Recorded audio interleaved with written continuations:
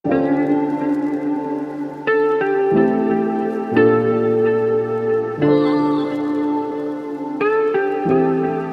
দর্শক, প্রতি মাসের মতো এ মাসেও রিয়েলমি দুইটা স্মার্টফোন বাংলাদেশ মার্কেটে লঞ্চ করে দিল।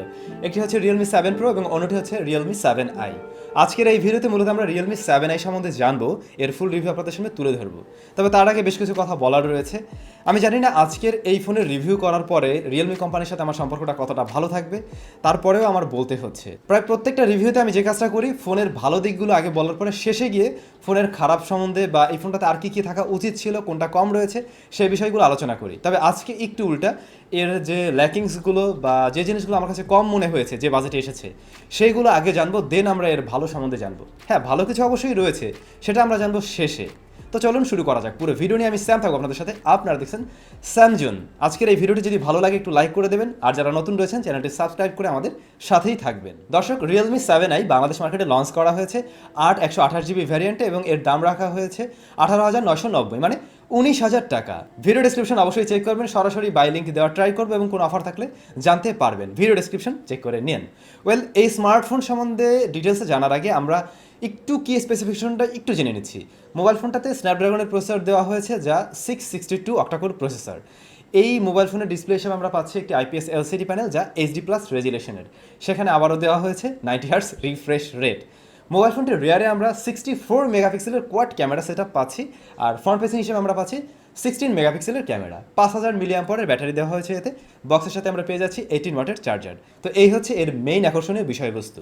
এবারে আমরা যদি একটা 19,000 টাকা দিয়ে কোনো স্মার্টফোন কিনতে যাই, তাহলে সবচাইতে আগে যে জিনিসটা আমাদের চোখে বাঁধবে, যে আমি সেখানে হয় একটা ফুল HD+ রেজুলেশনের ডিসপ্লে, অথবা এখন তো আমরা মানে IPS ছেড়ে অ্যামোলেড স্ক্রিনও আশা করি।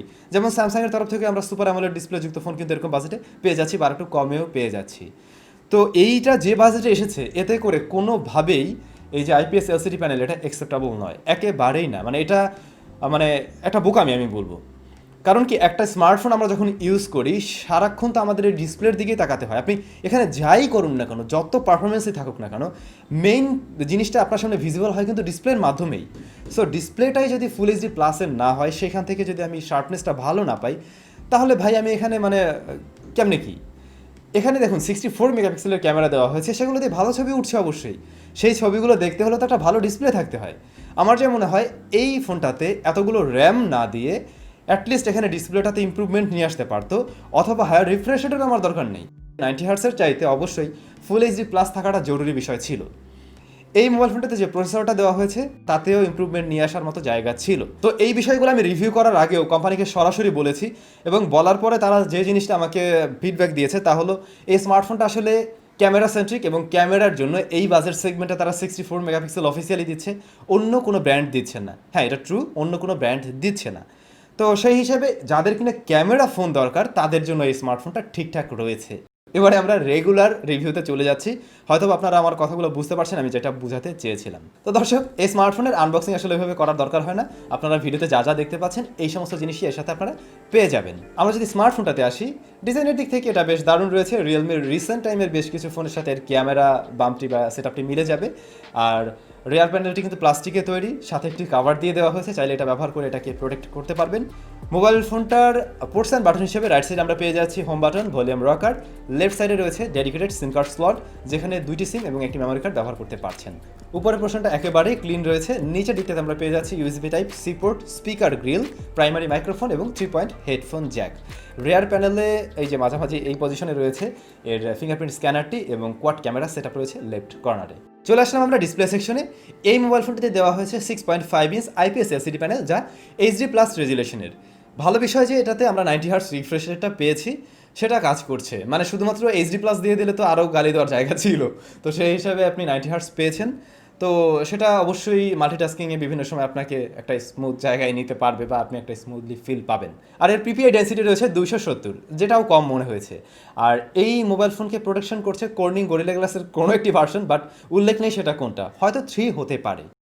লাস্ট কিছুদিন ব্যবহারে ডিসপ্লের এক্সপিরিয়েন্স হিসেবে আমি বলবো, সানলাইট ভিজিবিলিটি নিয়ে আপনি সমস্যায় পড়বেন না। যা রয়েছে তাতে মোটামুটি চালানো যায়, বা বাজেট বিবেচনায় মেনে নেওয়া যাচ্ছে। কালার অ্যাকুরেসি ঠিকঠাক রয়েছে, তবে শার্পনেসের অবশ্যই ঘাটতি পেয়ে যাবেন। ওকে, আমরা চলে আসলাম এর ক্যামেরাতে। মোবাইল ফোনটার রেয়ারে 64 মেগাপিক্সেলের কোয়াড ক্যামেরা সেটআপ রয়েছে। পরে রয়েছে 8 মেগাপিক্সেল আলট্রা ওয়াইড, 2 মেগাপিক্সেলের ডেপথ, 2 মেগাপিক্সেলের ম্যাক্রো শুটার। ফ্রন্ট ফেসিং হিসেবে আমরা পেয়ে যাচ্ছি 16 মেগাপিক্সেলের ক্যামেরা। তো ক্যামেরা হিসেবে বেশ বড় বড় কিছু রয়েছে। এই বাজেটে একমাত্র এই স্মার্টফোনটাই আমাদেরকে অফার করছে 64 মেগাপিক্সেলের কোয়াড ক্যামেরা সেটআপ। এটা অবশ্যই ভালো বিষয়। এবারে ক্যামেরার রেজাল্ট কেমন ছিল সেটাও জানার পালা। তো এই স্মার্টফোনটা দিয়ে আমি কিন্তু আসলে বেশ কিছু ছবি তুলেছি এবং বিভিন্ন সিচুয়েশনে, সেটা হয়তো আপনারা এখন দেখতেও পাচ্ছেন। তো এই ছবিগুলো আমি গুগল ড্রাইভেও দিয়ে দিচ্ছি, আপনি নিজেই দেখে নেবেন ডাউনলোড করে, তাহলে আপনি নিজেই বুঝতে পারবেন আসলে এর রেজাল্ট কেমন রয়েছে। তো আমি যেটা বলবো, ডে লাইটে এর ছবি কোয়ালিটি যথেষ্ট ভালো ছিল, ডাইনামিক রেঞ্জ সেখানে ভালো দেখাতে পেরেছে, কালার অ্যাকুরেসি নট ব্যাড, ঠিকঠাক রয়েছে, একটু বুস্টেড করে, তবে সেটা দেখতে খারাপ লাগে না। আর শার্পনেস, ডিটেলস সেটা নিয়েও আশা করছি আপনারা সন্তুষ্ট থাকবেন। ইভেন আমি লো লাইট ফটোগ্রাফিতে দেখলাম এটা বেশ দারুণ চমক দেখিয়েছে। আমার মনে হয় এই বাজেটে অফিসিয়ালি অন্য কোনো ফোনে লো লাইট থেকে আমরা এতটা ভালো পারফর্ম পাবো না। শুধুমাত্র লো লাইটে তার ভালো ফটোগ্রাফিই নয়, সেই সাথে আপনি এখানে কিন্তু বিভিন্ন রকমের ফিল্টার ব্যবহার করার সুবিধা পাচ্ছেন। 19,000 টাকায় ক্যামেরা নিয়ে আমি খুব একটা কমপ্লেন করতে পারছি না। মেইন ক্যামেরাকে আমি 10-এ মোটামুটি 8 দিয়ে দিতে পারছি। পরবর্তী লেন্স হিসেবে রয়েছে 8 মেগাপিক্সেল আলট্রাওয়াইড, যেটাও ভালো লাইট পেলে সুন্দর ছবি দিতে পারছিল অবশ্যই। বেশ কিছু ছবির স্যাম্পল রয়েছে, দেখে নিন তাহলেই বুঝবেন। এবং এই আলট্রাওয়াইড দিয়ে কিন্তু আপনি ভিডিও রেকর্ড করতে পারছেন, যেটা রেজাল্টটা বেশ ভালো পেয়েছি। পোর্ট্রেট মোডে সে মোটামুটি ভালো রেজাল্ট দিচ্ছিল, ব্যাকগ্রাউন্ড ভালোভাবে ব্লার করতে পারছিল, ন্যাচারালি রাখছিল দেখতে, এবং এজগুলোকে সুন্দরভাবে কাভার করতে পেরেছে।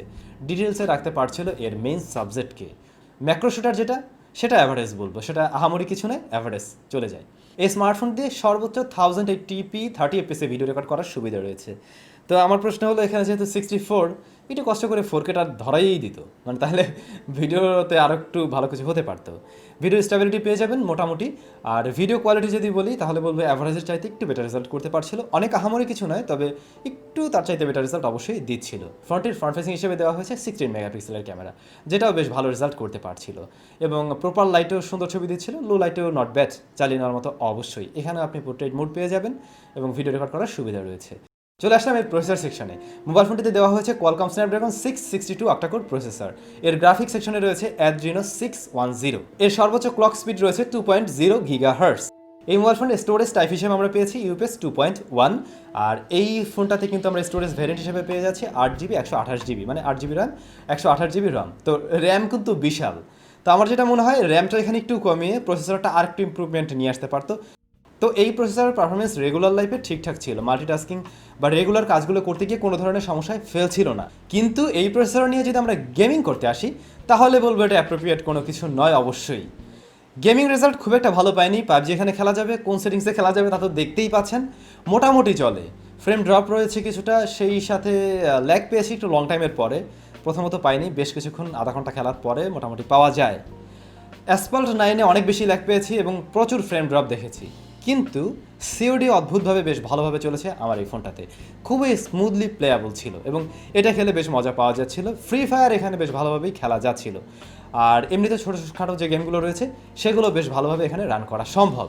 তবে তারপরও বলবো, গেমিংয়ের জন্য এটা খুব ভালো কিছু যে এমনটা মোটেই নয়। মোবাইল ফোনটা রেয়ারে রয়েছে ফিঙ্গারপ্রিন্ট স্ক্যানার। আমার হাত অনুযায়ী এটা আমার কাছে ঠিকঠাক পজিশনেই মনে হয়েছে এবং এর রেজাল্ট মোটামুটি আমি বলবো রিয়েলমির এর চাইতেও বেশ কিছু কম দামি ফোনে আরেকটু ফাস্ট কাজ করতে আমরা দেখেছি এবং আরও বেশি অ্যাকুরেট ছিল। ফোনটাতে রয়েছে 5000 মিলিঅ্যাম্পারের ব্যাটারি, 18 ওয়াটের চার্জার দেওয়া হয়েছে এর বক্সে।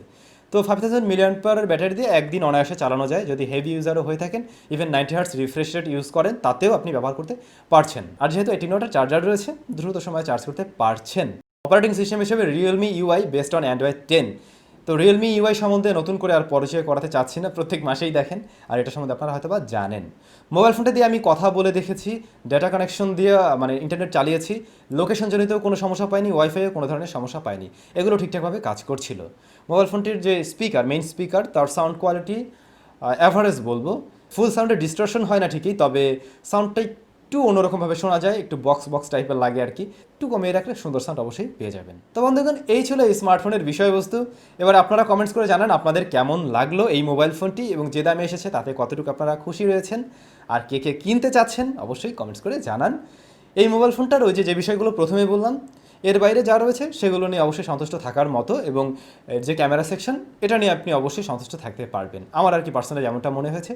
গুগল ড্রাইভের লিঙ্ক ভিডিও ডেসক্রিপশনে দেওয়া থাকলেও চাইলে আপনি ছবিগুলো দেখে নিতে পারছেন। সবাই অনেক বেশি ভালো থাকবেন, সুস্থ থাকবেন, আর আমাদের সাথেই থাকবেন। দেখা হবে নেক্সট ভিডিওতে।